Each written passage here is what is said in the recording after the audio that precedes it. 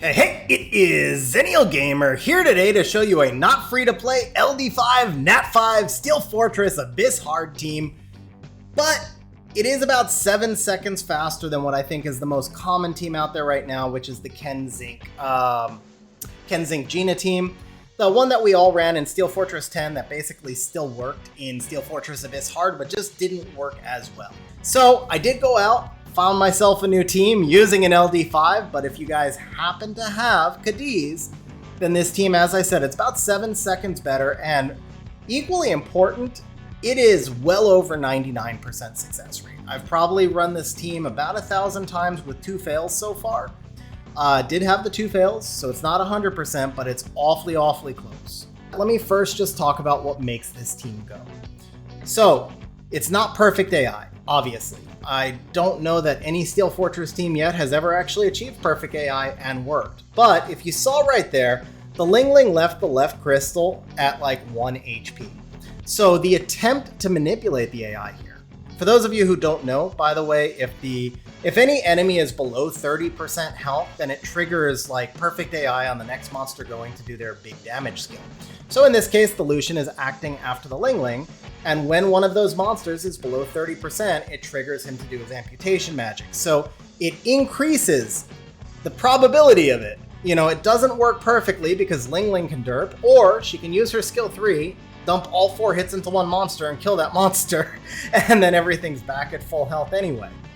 But it does increase the AI of Lucian, and that overall reduces the speed because we get to clear the waves a little bit faster. I'll also mention, if you happen to have a Zerath, I don't, but if you happen to have a Zerath, this team should be pretty freaking insane because you no longer have to manipulate the Lucian AI. Right now I keep my Ling's damage a little lower than it needs to be in an effort to leave that monster alive and trigger the Lucian AI.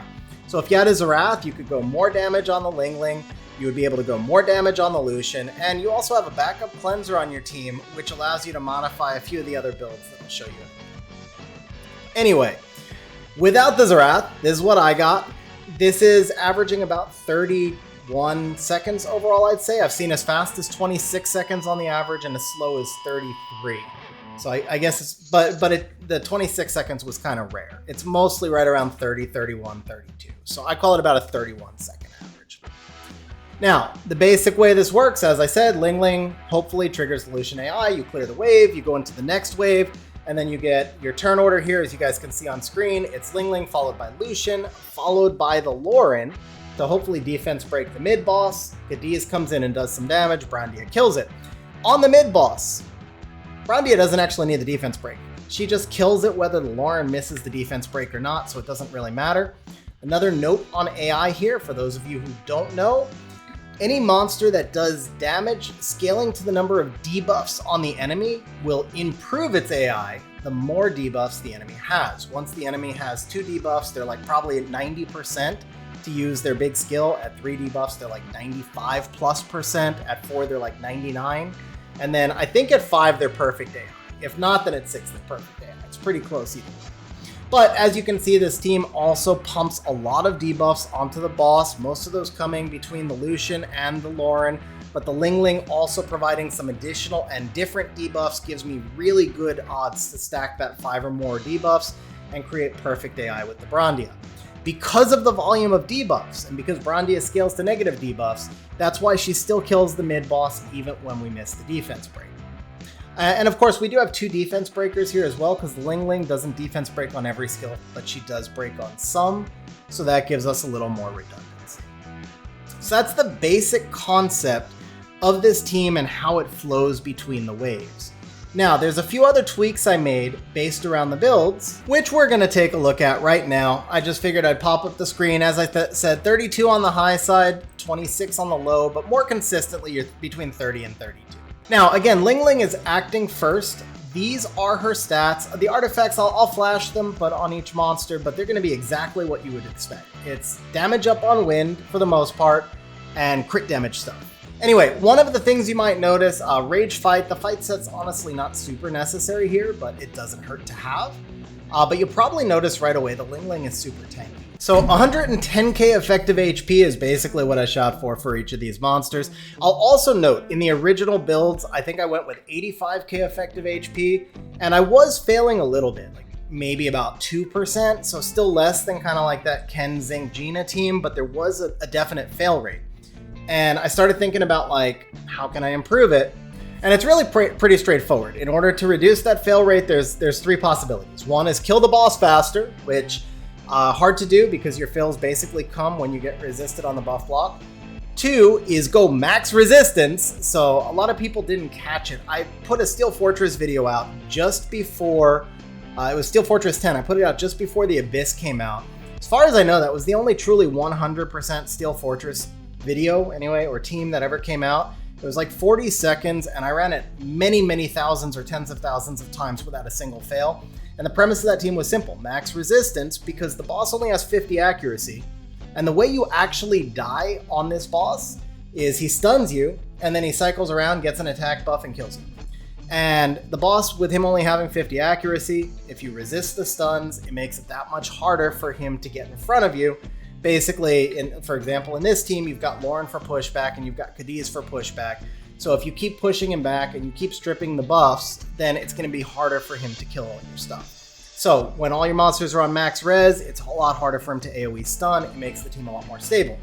The other option is to go tankier. In this case, I did go with the tankier option. It worked right off the bat, so I have not tested the max resistance builds.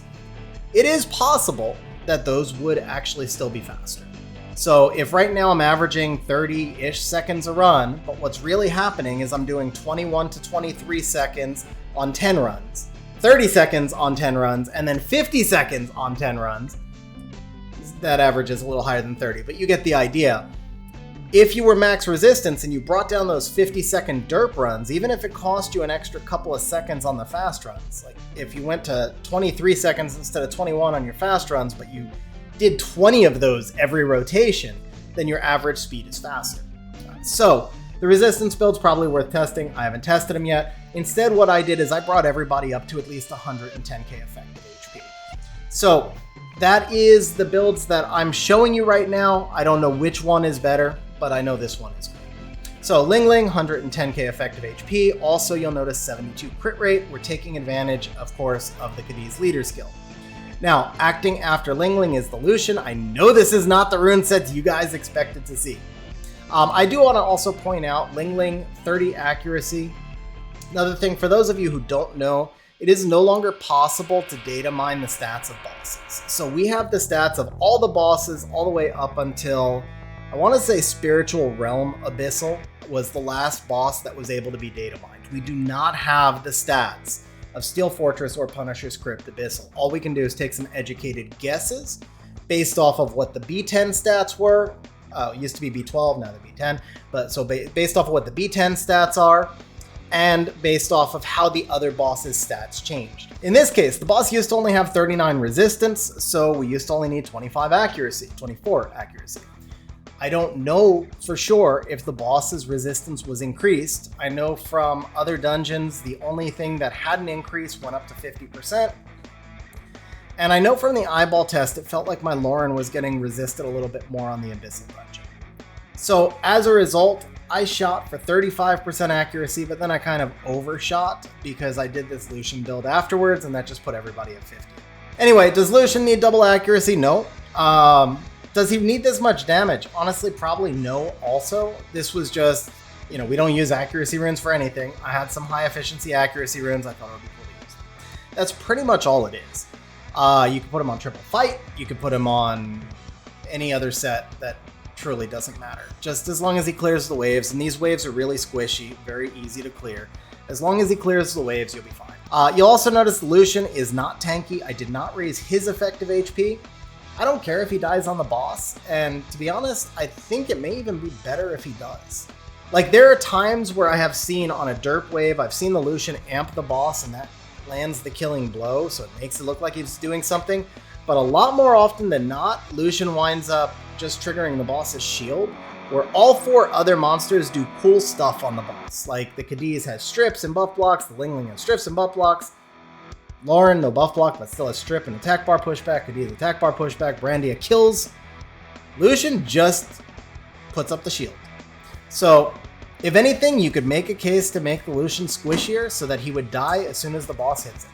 Now, after the Lucian, we're going to go with the Lauren. I will say I tested Cadiz acting third because of more chances for buff block and strip in front of the Lauren. And then I tested the Lauren acting third. Huge difference, night and day. The Lauren defense breaking for the Cadiz adds a lot of stability to this dungeon and a lot of speed to this dungeon. So Lauren acts third here. This is my solo R5 Lauren. I think technically she's 2 crit rate short on solo R5. But it doesn't matter. She's not a big damage contributor on that dungeon anyway. But again, 110 plus effective HP. In the case of the Lauren, I did give her, she's 1 off max accuracy, 84. Because not knowing what the boss's resistance is, and Lauren is the most important monster in terms of controlling the boss so your run survives, but also not really a big damage dealer, not really important. She's like super important to live and control the boss, but she's not really contributing anything other than that control. So you may as well just give her the accuracy. Then after the Lauren, we have the Cadiz. One last thing I'm going to point out, by the way, Lauren is fully skilled up. I think, and I hope most of you guys are using your Laurens in dungeons fully skilled up, but if you're not, just be aware that she has harmful effect rate in her skill ups. Really, really important to skill her up. I know it can be annoying to find and farm a Lauren dungeon, but really important that she's skilled up. So, Lauren fully skilled up. This is the Cadiz build. Again, tanky, 72 crit rate, damage, accuracy. Does he need to hit this hard? I honestly don't know, but I honestly don't think so. I think like a weaker set on him is fine. I think a weaker set on any of these 4 monsters is fine. I do think the Brandia, this is going to be the hard set. I do think the Brandia does need to have a set something like this. She can be a little weaker than this. I know that. This is basically the minimum set she needs for solo R5 because I use her in both dungeons. So she can be a little less than this, but not a lot less than this. Now the good thing is we get a 15 crit rate bonus because we're hitting the boss is wind. So we actually have 43 crit rate between lead and elemental advantage. So that makes it a little bit easier to make the build. You'll notice that the Brandia is on will. I also didn't point this out, but you should notice that the Lauren is on double will. With the other monsters, I did not worry about it. Will matters for any monster that can get hit before it acts the first time. So, comparing it again to like the Ken Zinc Gina team, because Zinc was often built in Vio, every monster on that team needed will runes because in theory, it is possible for Zinc to proc 4 times. The boss will always act after you've taken 5 turns. It is possible for Zinc to proc 4 times, causing the boss to act and AoE stun your team. In this case, we don't have any Vio runes, so the boss will never act until my monsters have gone, and that means that I don't really need the will runes on any of them, but I do need the will runes on Brandia for solo R5. Therefore, Brandia is in solo in Rage Will. In the case of the Lauren, because the Lauren is your control on the boss, double will fight, or double will anything, it doesn't really matter, but double will fight.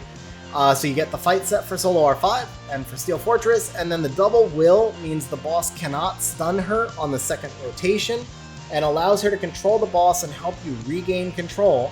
So if you're on a derp wave, Lucian derp, Brandia didn't have her cooldown on the boss, and all the skills get burned and the boss is still alive, or Ringling got resisted, whatever, the Brandia will the Lauren will restabilize your run as long as she's not stunned. Therefore, double will. And then again, Brandia acting last. In this case, I do use damage on wind, but I also have some CE stuff in here. It just helps for solo R5. This build and the Lauren build, both of them used exactly as they are in solo R5, and everything else kind of tuned around that. So it is worth mentioning as well, this boss, at least the Steel Fortress 10 boss, was the slowest boss in the game, and I'm pretty sure they did not change the speed for the Abyssal boss. That means you only need 150 combat speed total, which for most monsters is about 135 speed, especially now that we don't have to worry about max towers once we summon our level 50. So you need 150 combat speed total to get in front of the boss, and as you can see, the Brandia here, she's under 160, so it's like 140 plus 17 or something like. She's like 157, 158, somewhere around there, and she does outspeed. So all signs lead to the boss's combat speed having not changed, meaning your whole team could be built here just over 140 combat speed. and you would be good to go. So that's it, guys. For those of you who have Cadiz, I think this is probably the best Steel Fortress team out there now. If you've got a better one, let me know in the comments. I'd love to hear about it. Love to improve my team, and if I can, maybe I'll do another video on it and give you a shout out. So as always, guys, I appreciate you watching. Hope you enjoyed the video. Hope you're not laughing too hard at me being lazy for not putting up the green screen. Green screen was actually not accessible today, and I decided to record the video anyway. So as always, guys, appreciate you watching. Hope you enjoyed the video, and I'll see you in the next one.